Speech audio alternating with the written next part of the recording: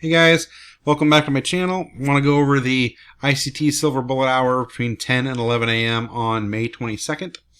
As you can see, it started the day at 9:30 open, and Judas swing here, traded down, broke two market structures, had a fair value gap in here, a beautiful trade. I just took this trade, it was great, right here. And so then at 10 o'clock, we're opening right here. So we're kind of in the middle of this range, a little bit on the lower side. This dotted line right here, we're just crossed past the 8:30 opening price. This blue line is the midnight open, and then this purple dotted line is the new week opening gap line, 519. And then this blue shaded area down here is on the hourly chart a fair value gap. Okay, so right here, we start here, you have a volume imbalance right there, another volume imbalance right there, and then you had a fair value gap as it came down. So now you're waiting for price to trade up in here, knowing that it could possibly wick into both of these, okay? So as it came in here, your first entry would have been here above the first candle right here, and go to 5 for 5 handles. So right there, if I did 5.5, just so it's 2 to 1, you got that in about 3 minutes. There's your first trade. Now, if you had traded more than one contract, you could have taken a partial at the 5 and gone down to the new week opening gap, or down to the 1 hour, and substantially increased your R percentage. Right now, that's what he teaches: 2 to 1 or 5 handles. So we got 5 handles right there. There's your first trade. Okay, so price comes down, hits that 1 hour fair value gap, and then immediately comes back and shoots right up. Comes up over here. There's no fair value gaps. If you look, there's none. All these wick down. They just clean price action. They don't want to come back down here right now, so they're not leaving any openings here. There's nothing for us to trade here. However, you do have this inversion fair value gap, because it's a fair value gap we used here to come down, but once it trades up above it, we're looking for it to react as support. So now it's supporting these. These came into consequent encroachment of this fair value gap. But look closer. There's also a breaker block right there. You have a swing high for breaking past the swing low right there.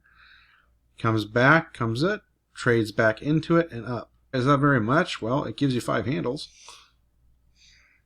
You know, so like you could have put your trade right at the top of this breaker block. If when it's a bigger breaker block like this, you could have just taken this one and for the top most candle instead of the whole thing. There you go. That's it. If you would have just used the bodies, like some people just like using the bodies, it still wicks into it just a little bit, and there's your entry. And then your entry could have been a little bit lower.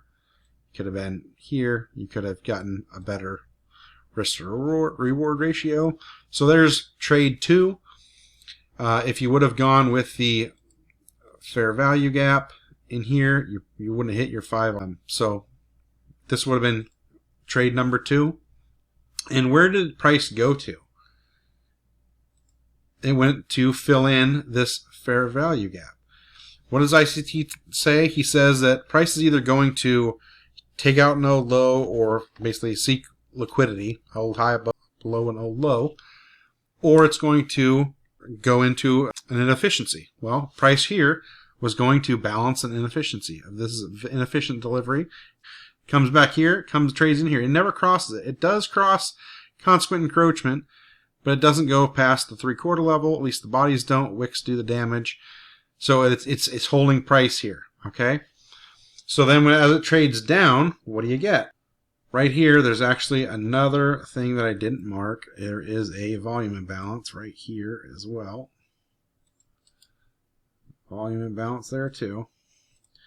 So price comes down. It breaks structure here. There's a market structure shift here to the downside. Comes down. Trades up into it right here with the fair value gap. You could have put your trade right there. Does it give you 5 handles? Yes. And your can, it goes right above here, which is exactly 2.5. 5 handles. There's another trade. So you've got 1, 2, 3 trades. Pretty clean. You just got to be quick with your delivery. I think a lot of times people are looking for something like this. It takes several minutes to come back up, and it's really clean. This was clean. It was just quick. This was a little bit trickier, a little bit more of an advanced entry, especially when you come back down to here. A little bit more advanced, but it still is a good entry there with logic.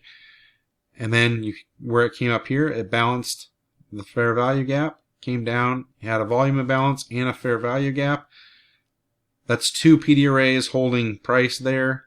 Get your 5 handles, and you're done.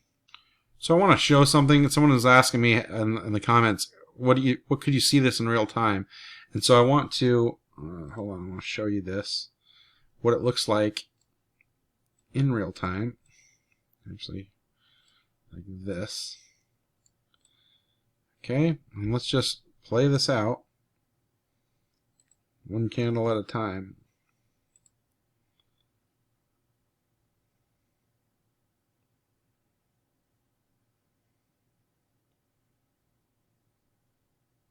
Got your entered, you won. Came down, came up, into that. There's leaving behind no entry at that point. Came down, entered that breaker block, and up. Trade over.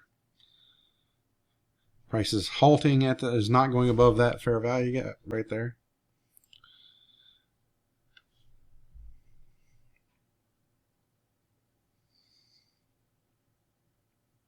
These behind a volume balance, fair value gap, trades into it, and down. Comes back up. Probably would have got worried about that candle right there. And there you go. That's how price is delivered.